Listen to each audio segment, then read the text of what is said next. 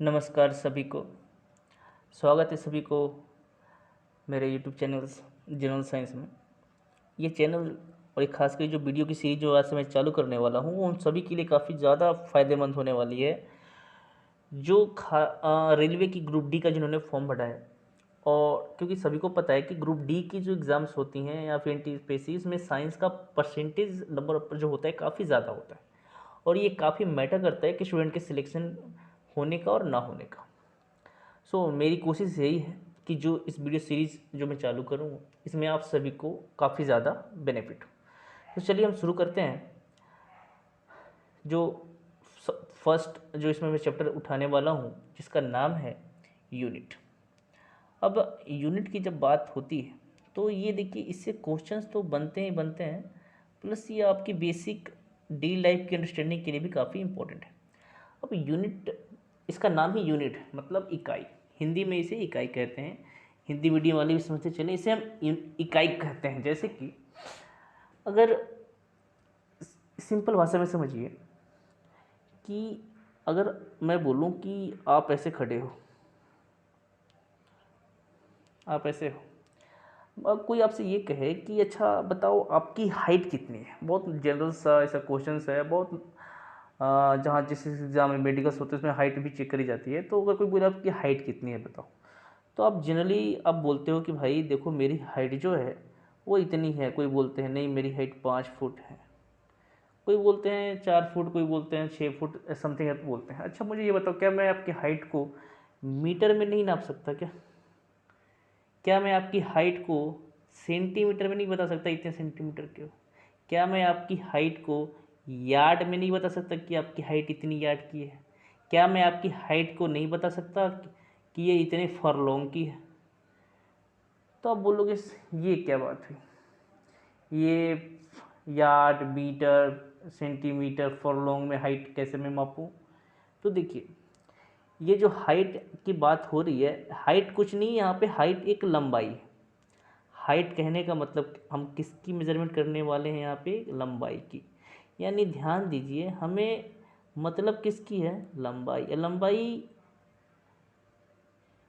लंबाई जो है, ये लेंथ जो है, ये फिजिकल क्वांटिटी हो गई, भौतिक राशि हो गई, जिसका हमें जब मेजरमेंट करना हो तो हम इतनी सारी यूनिट यूज कर सकते हैं। Foot, centimetre, metre, yard, furlong.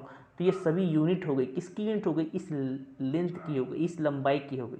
यानी इस लंबाई की इतनी सारी यूनिट है। अब इस यूनिट का आपस में क्या रिलेशन है, आइए हम समझते हैं। देखिए, जो सबसे बेसिक, जैसे कि इतना तो मैं ऐसा करता हूँ कि आपको पता होगा कि 1 मीटर का मतलब यहाँ पे 1 मीटर में कितने सेंटीमीटर, तो आपको इतने पता होंगे कि भाई 100 सेंटीमीटर होता है। यानी मीटर सेंटीमीटर का रिलेशन आपको जनरली अच्छे से पता होगा। अगर मैं बोलूँ अच्छा बताओ 1 इंच की मैं बात करूँ तो 1 इंच मतलब क्या होता है, तो आपको कहने होंगे कि 1 इंच में यहाँ पे 2.54 सेंटीमीटर के अप्रोक्स में जा रहा है डाटा। यानी अगर मुझे ये पता हो कि 1 मीटर में 100 सेंटीमीटर है, तो यहाँ पे 1 inch is equal to 2.54 centimetre में आराम से कैलकुलेट कर सकता हूँ। अच्छा, अगर मैं आपको बोलूँ अच्छा बताओ 12 इंच मिलकर कितने बनते हैं, तो आप बोलोगे कि जो 12 इंच जब मिलते हैं तो यहाँ पे उसका मतलब यहाँ पे 1 फुट होता है। कोई बोले भैया यहाँ पे फुट, फिट क्यों नहीं बोला भाई? तो देखो, जब मुझे सिंपल एक की बात करूँ मैं तो मैं फुट होगा, लेकिन मैं बोलूँ अच्छा बताओ क्या मैं 2 फुट बोल सकता हूँ, 3 फुट बोल सकता हूँ, 4 फुट, 10 फुट बोल सकता हूँ? नहीं। जब भी एक से ज़्यादा की बात होगी तो मैं फिट यूज करूँगा, इस बात का ध्यान रखिएगा। ये फुट सिर्फ सिंगुलर में यूज करते हैं। अच्छा, उसी तरह अगर मैं बोलूँगा, देखिए यहाँ पे जब 3 फुट, मैं 3 फुट लिखूँ, नहीं गलत। ये 3 फुट अगर कोई बोले तो नहीं, ये ऐसे नहीं लिखना है हमें, ये गलत है। तो हमें क्या लिखना होगा? इसके जगह लिखना होगा 3 फिट, क्योंकि अब यहाँ पे फुट एक से ज़्यादा है इसलिए मैं फिट यूज कर रहा हूँ मैं। तो अगर मैं बोलूँ कि ये 3 फिट मिलकर कितने बनते हैं, तो ध्यान रखिए ये 3 फिट मिलकर बनते हैं 1 यार्ड। आशा करता हूँ ये आपको अच्छे से समझ में आ रही है। आगे बढ़ते हैं। अगर मैंने बोला कि 3 फुट मतलब 1 यार्ड हुआ यहाँ पे, अच्छा जब 1 यार्ड की बात हो चुकी है तो ध्यान दीजिए कि जब वही 22 यार्ड मिलते हैं, यार्ड को शॉर्ट कट में वाई लिखता हूँ मैं, तो 22 यार्ड जब होते हैं ये आपस में मिलकर 1 चैन बनाते हैं। यानी 1 चैन, यानी चैन भी लेंथ मापने का एक यूनिट है। और उस 1 चैन का मतलब क्या है, तो हो गया 22 यार्ड। अच्छा, उसी प्रकार आगे बढ़ते हैं। कोई बोले आपसे 10 चैन, अगर 10 चैन मिल जाए आपस में तो बन जाते हैं 1 फर्लॉन्ग।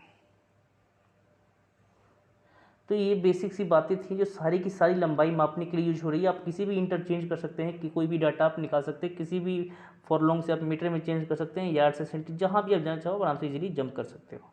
इसलिए मैंने सारी डाटा की जगह आपको यहाँ पे लिखवाई। इतना होने के बाद चलिए आगे बढ़ते हैं इसमें। देखिए, अभी तक तो जस्ट यूनिट के बारे में आप देख रहे थे कि यूनिट क्या है, कैसे है, क्या क्या है। लेकिन अगर मैं बोलूँ कि लंबाई मापने के लिए अभी तक जो मैंने पढ़ा है उसमें सबसे बड़ी यूनिट क्या है, सबसे बड़ी, तो आप बोलोगे सर सबसे बड़ी यूनिट सिंपल सी फर्लॉन्ग है, क्योंकि सबसे अपने लास्ट में वही लिखा था, वही 10 चैन के बराबर है। पता नहीं कितनी बड़ी होगी उसकी वैल्यू, है ना। काफ़ी ज़्यादा फर्लॉन्ग, काफ़ी बड़ी बड़ी, मतलब काफ़ी बड़ी यूनिट नज़र आ रही है। लेकिन अगर मैं बोलूँ अच्छा बताओ इससे बड़ी कौन सी यूनिट होती है, अगर मैं लेंथ के पर्पज़ से बात किया जाए, तो ध्यान दीजिए एग्ज़ाम में जो काफ़ी इंपॉर्टेंट और काफ़ी और इस तरह के क्वेश्चंस काफ़ी गिर आते हैं कि कौन सी सबसे बड़ी यूनिट है, उसका वैल्यू क्या है। कुछ इंपॉर्टेंट टर्म्स हैं जो आपको जानना काफ़ी ज़रूरी है, जिसमें सबसे पहले अगर मैं बोलूँ, ये खासकर सभी लंबाई के लिए चल रही है। अभी तक जब से मैंने अभी वीडियो चालू करा है सब लंबाई के ऊपर बात हो रही है। अगर मैं आपसे कोई बोले अच्छा बताओ AU से क्या समझते हो, AU है, तो ध्यान दीजिए इस AU को हम कहते हैं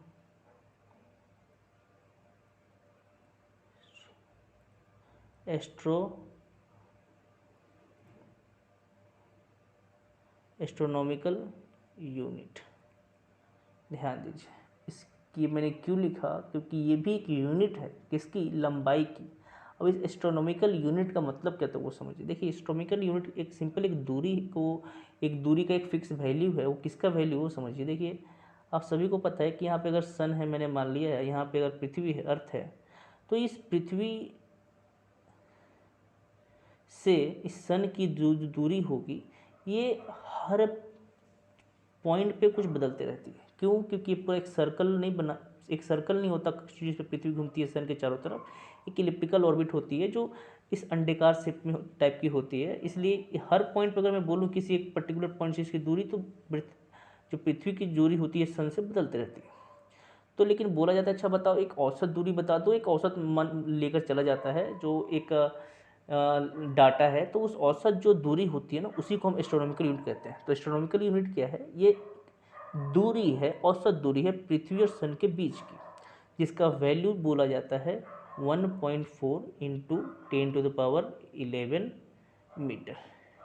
यानी ये जो डाटा है 1 AU का डाटा है। ध्यान दीजिएगा, ये 1 AU का मतलब, अब बोलोगे 1.4 × 10⁻11 मीटर। एक्चुअली में ये है क्या, तो आप ये कहोगे कि एस्ट्रोनॉमिकल यूनिट जो है वो पृथ्वी और सन के बीच की औसत एक दूरी। आगे बढ़ते हैं। इस एस्ट्रोनॉमिकल यूनिट के बाद अब ध्यान दीजिए, अगर मैं बात करूं लाइट ईयर की, तो लाइट ईयर से आप क्या समझते हो। ध्यान दे, एग्जाम में ये पूछा था लाइट ईयर से क्या समझते हो, तो ध्यान, तो अब लाइट ईयर का बेसिक फंडा ये है कि जो सूर्य की किरण है एक साल में जितनी दूरी तय करती है, उसे ही हम, उसी दूरी को लाइट ईयर कहते हैं, उसी दूरी को हम प्रकाश वर्ष कहते हैं। इसका अच्छे से आप इस पॉइंट को आप समझते चलें, नोट करते चलें। यानी सूर्य की किरण एक साल में जितनी दूरी तय करती है उसे ही हम लाइट ईयर यानी प्रकाश वर्ष कहते हैं। तो उस कितनी दूरी तय करती है वो भी एक लंबाई मापने का यूनिट है, और जो उसकी वैल्यू कितनी होती है, कोई पूछे तो आपको कहना होगा 9.4 इंटू 10⁻15 मीटर। इस पॉइंट को भी आपको नोट करके चलना होगा, और एक नोट्स में लिखो कि आप जरूर कि इस लाइट ईयर का मतलब क्या होता है। आगे बढ़ते हैं। इसके बाद जो सबसे इम्पोर्टेंट क्वेश्चन एग्जाम में गिरता है कि लंबाई मापने की जो सबसे बड़ी यूनिट कौन सी, ये बताओ। अभी आपने पढ़ा AU, लाइट ईयर, सभी बड़ी बड़ी यूनिट है, लेकिन इससे भी बड़ी यूनिट कौन सी है। एग्जाम में को पूछे कि सबसे बड़ी यूनिट प्रेजेंट जो अभी प्रेजेंट जो होती है जिसे लेंथ को मेजर किया जाता है, तो ध्यान दीजिए वो है पार्सिक। सबसे बड़ी यूनिट है लंबाई मापने की। अभी तक की कोई पूछे सबसे बड़ी यूनिट क्या है, तो आपको यूज करना होगा पार्सिक, जो है सबसे बड़ी लंबाई मापने की एक यूनिट है। कोई बोले कि इस पार्सेक का मतलब क्या होता है, तो आप यही कहोगे ये गैलेक्सी में जो होता है, गैलेक्सी के अंदर जितने भी, अगर आप बोलो एक दो गैलेक्सी के बीच की जो दूरी जो अगर किसी को नापनी हो तो उसमें इस पार्सेक का यूज किया जाता है, जिसकी वैल्यू जो डिफाइन करी गई है कि 1 पार्सेक का मतलब कितना होगा। तो 1 पार्सेक की वैल्यू जो यहाँ पे डिफाइन करी गई है 3.08 इंटू 10⁻16 मीटर। यानी जनरली ये हम अर्थ पे एक्चुअली में इसका यूज़ नहीं किया जाता। जनरली हम आज जो एक सोशल लाइफ में जिस तरह के हम यूज करते हैं, जैसे हमसे अपने मीटर में सेंटीमीटर में यूज करते हो, ज़्यादातर फीट इस सब की यूज होती है। लेकिन इन सब जो यूनिवर्स में जब हम बात करते हैं गैलेक्सी वाइज, ये सब लंबे लंबे प्लैनेटों के बीच की जो दूरी को मापने के लिए, तो उसमें पार्सेक का जनरली हम यूज किया जाता है साइंटिस्ट के थ्रू। तो इसमें सबसे इंपॉर्टेंट बात क्या है कि ये डाटा आपको याद रखनी होगी कि ये 1 पार्सेक का वैल्यू कितना होता है, और ये सबसे बड़ी यूनिट, यानी लंबाई मापने के लिए ये क्या है, सबसे बड़ी यूनिट है। इससे बड़ी यूनिट लंबाई मापने के लिए फिलहाल नहीं। आगे बढ़ते हैं। देखिए दोस्तों, अभी तक ज़्यादातर बात सब लंबाई पे हो रही थी, लंबाई लंबाई लंबाई लंबाई, हर चीज़ लंबाई, ये है वो है, इसकी वैल्यू क्या है, वो क्या है, इसका मतलब क्या है। लेकिन अगर जब बात मैं करूँ लंबाई के अलावा, मैं थोड़ा हटता हूँ कुछ देर के लिए, अगर मैं बात करूँ मास की, जिसे आप कहते हो द्रव्यमान, मास को ही आप क्या कहते हो, द्रव्यमान, इसे ही कहते हैं हम द्रव्यमान। अब जब द्रव्यमान की बात हो, तो द्रव्यमान से मैं सिंपल क्या समझो, एग्जाम में इसका क्या इंपॉर्टेंट पॉइंट है, तो वो ध्यान दीजिए। अगर मैं बोलूँ कि आपका मास कितना है, तो अगर मैं बोलूँ तो आप बोलते हो KG, 10 KG, 20 KG, 30 KG, 40 KG, something जो भी आपका अपना मास है। लेकिन इंडिया में जनरली हम केजी में बात करते हैं। लेकिन जब आपने ध्यान दिया होगा, जो ब्रिटिशर्स हैं, वो जनरली अपना जो मास है वो पाउंड में लेते हैं। यानी एक इंडियन कहता है यहाँ पे, और एक मैं एक ब्रिटिश की बात करूं तो ध्यान दीजिए, अगर मैं बोलूं यहाँ पे मैं 50 केजी का हूँ, तो यहाँ पे मैंने वर्ड यूज किया 50, वो भी मैंने यहाँ पे क्या किया, केजी। यानी मैं अपने जो मेरा जो मैं मेज़र कर रहा हूँ केजी में, लेकिन ये जनरली किसी में मेज़र करते हैं, पाउंड में। ध्यान दीजिए, यानी अलग अलग यूनिट का इस्तेमाल हो रहा है अलग अलग जगह पे। कोई हम केजी में यूज करें, वो पाउंड में यूज कर रहे हैं। अब इसका रिलेशन क्या है आपस में हम लोगों का, तो वो समझिए। कहा यह जाएगा कि अगर मैं बोलूँ 453 जो ग्राम होगी हमारे यहाँ की जो 453 ग्राम होती है, वहाँ की लगभग लगभग 1 पाउंड के बराबर होती है। ध्यान दीजिए, हमारे यहाँ की 453 ग्राम, वहाँ की 1 पाउंड, इसी पाउंड को वहाँ पे वो एलबी से दर्शाते हैं। यानी कोई बोले 1 एलबी, मतलब समझ जाओ कि वो 1 पाउंड की बात कर रहा है। तो यानी कोई बोले 1 पाउंड मतलब कितना, तो आप बोल दो कि हमारे यहाँ 453 ग्राम के बराबर होता है। यानी बेसिक सा फंडा फिलहाल ये समझो। अब इस ये तो मैंने बेसिक बताई आपको कि हाँ भाई, मास में इन्होंने ग्राम ले लिया, तो कोई केजी, तो पाउंड समथिंग, लेंथ में ये सब मेजर हो रही है। लेकिन मुझे क्या बताओ, क्या टाइम के लिए भी आपने देखा है क्या, कहीं इंग्लैंड में या कहीं पे टाइम को अलग अलग, टाइम के लिए हमेशा एक ही चीज़ है, सेकंड, कोई दूसरा मेजरमेंट नहीं है। यानी स्टैंडर्ड हर जगह सेकंड सेकंड में ही यूज होता है। आप जनरली हम सेकंड में ही टाइम को लिया करते हैं। अब मैंने अभी पर्टिकुलर अभी तक 3 चीज़ों के बारे में डिस्कस करी, लंबाई को लिए, मास के लिए, और टाइम यानी समय के लिए।